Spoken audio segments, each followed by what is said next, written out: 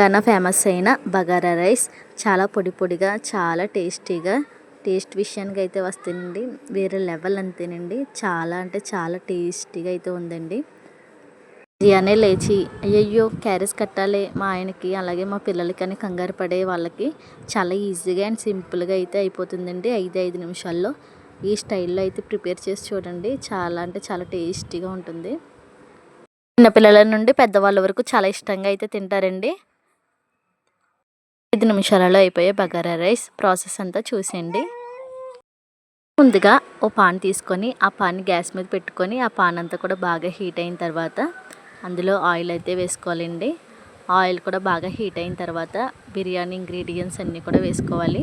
బిర్యానీ ఆకు, బిర్యానీ పువ్వు, జాపత్రి, టేస్ట్ పౌడర్ కొంచెం, అలా దాల్చిన చెక్క అన్నీ వేసుకున్న తర్వాత అవన్నీ కూడా బాగా ఆయిల్లో వేగుతాయి కదండి. ఆ తర్వాత అందులో ఆనియన్స్, పచ్చిమిరపకాయ ముక్కలు, టమాటో ముక్కలు కూడా వేసుకొని బాగా ఆయిల్లో ఫ్రై చేసుకోవచ్చు.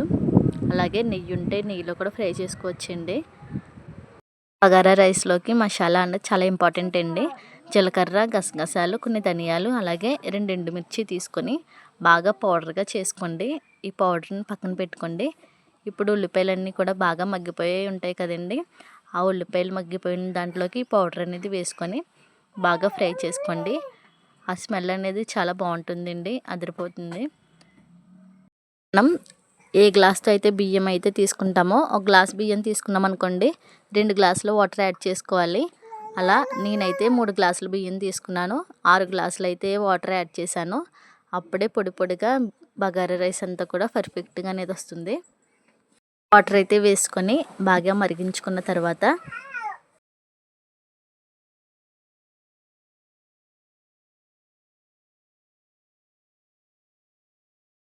వాటర్ కూడా బాగా కలుపుకున్న తర్వాత పొంగు రావడానికి రెడీగా ఉంటుందండి. అప్పుడు అల్లం వెల్లిపాయ పేస్ట్ కూడా యాడ్ చేసుకోవాలి. అలాగే పుదీనాకు చాలా ముఖ్యమండి. పుదీనాకు కూడా యాడ్ చేసుకోవాలి.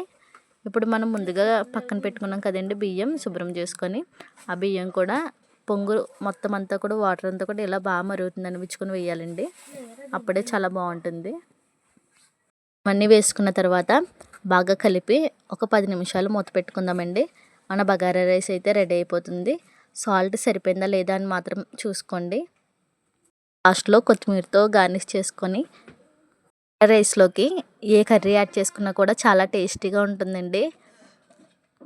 వీడియోస్ చాలామంది చూస్తున్నారు కానీ సబ్స్క్రైబ్ చేసుకోవట్లేదు. ప్లీజ్ సబ్స్క్రైబ్ చేసుకోండి ప్లీజ్ అండి. మన వీడియోకి ఒక లైక్ ఇచ్చి వెళ్ళండి. Thank you so much.